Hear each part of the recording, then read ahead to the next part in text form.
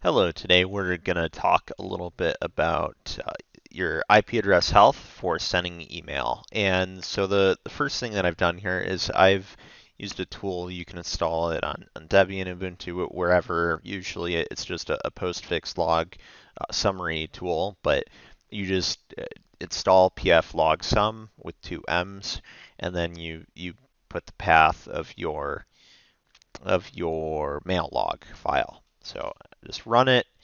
We start to see this here. It just talks about some warnings. We'll go up. I just really want to look and find the deferred information. So these are all message bounce details by the relay.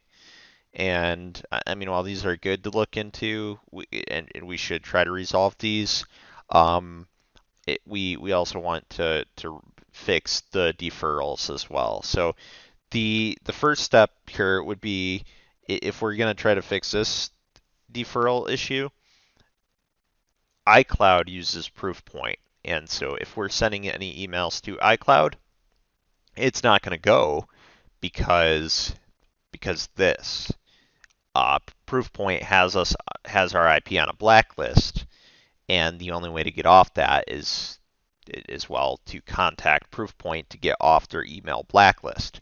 So you can see that by sending mail and it getting blocked and it logged inside of our mail logs, this is a great way to find what all is like going on or what's happening, just using a real simple command line tool. So on whatever Linux distro, I mean a lot of them, all you should have a package for a PF log summary, so you can have a summarization of your postfix logs, which that's great because that's going to help you understand why is your email not sending, and what kind of gives you your clue of where you are going to go or how you're going to get fixed, right?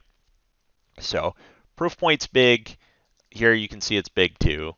Um, this problem occurred. This just tells us that it yeah, I mean it honestly just from just only seeing this, I can't tell you. Like I would need to have an error code, like for example, this 4.7.1 and gray listed. That's helpful. This gives me good information to figure it out. Some of them just don't give great info, but what you could do to kind of go hunt it down yourself is you could take this line, just kind of copy it, and go grep this out in your mail log. It's going to give you more info. And so you could go that way. But we can see a lot of live and Outlook stuff going on here. So what this tells me is that there's some deliverability issues going on with Outlook and Live. So maybe I want to go and get my IP on like an exception list or an allow list with Outlook/Live, so I can email Hotmail, Live, Outlook, emails. And then maybe I need to go reach out to O365 and get my IP on an accepted list. But nonetheless, what essentially it's all going to come down to is your IP address being on blacklists and then fighting your way off them, right? So for example, I might I might go into my web browser and I might go to google.com and I might search email blacklist check, whatever. So this is a real good tool, MX Toolbox. I mean, hands down, this is my top choice.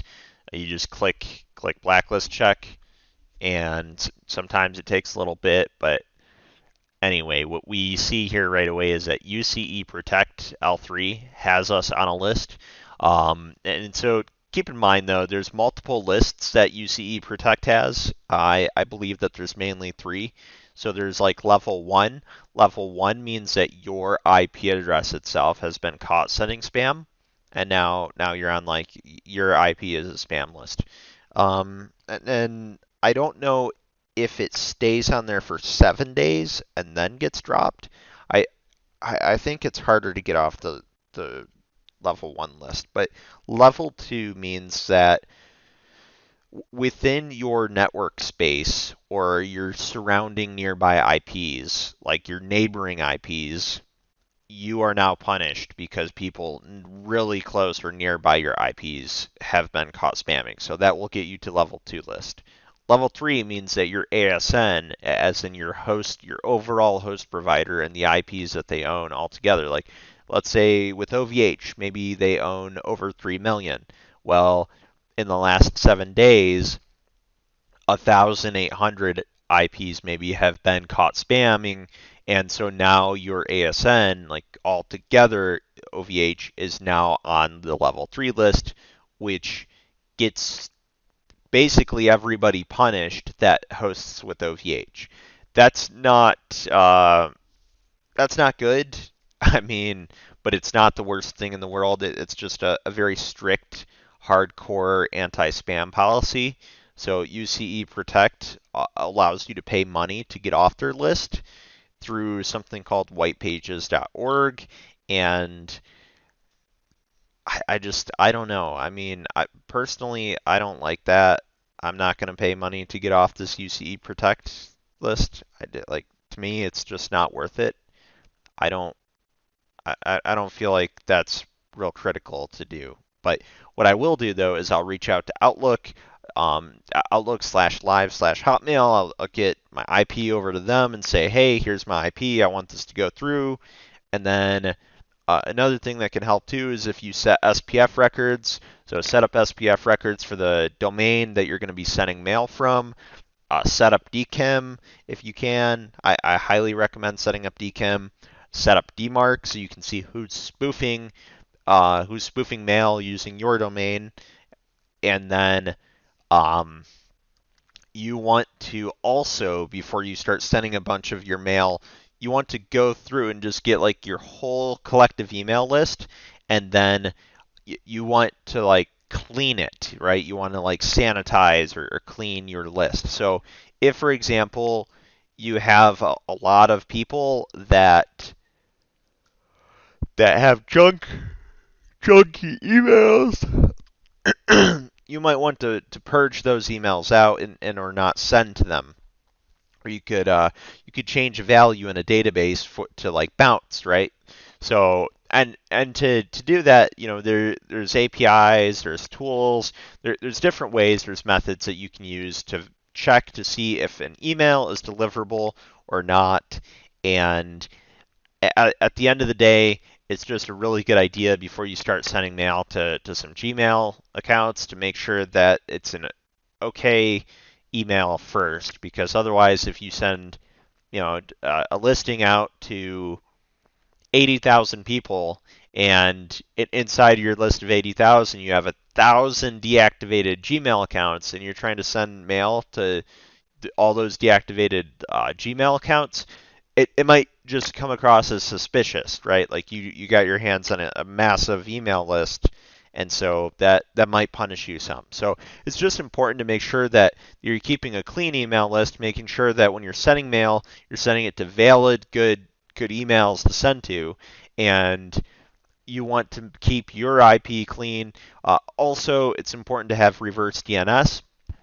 So if for example, let's say that you own LOL123.com. If you own LOL123.com and you're sending from, you know, smtp.lol123.com, you want to make sure that the IP of your mail server has a reverse DNS set up to match that. So like your host name and, you know, what comes back, it's really important that your reverse DNS is set up properly for your server to report back to match up, because it helps to verify ownership and to verify and make sure that email that's being sent should be sent that way. Otherwise, you might also find yourself in just kind of a trash can. But yeah, that's it. That's all. Peace.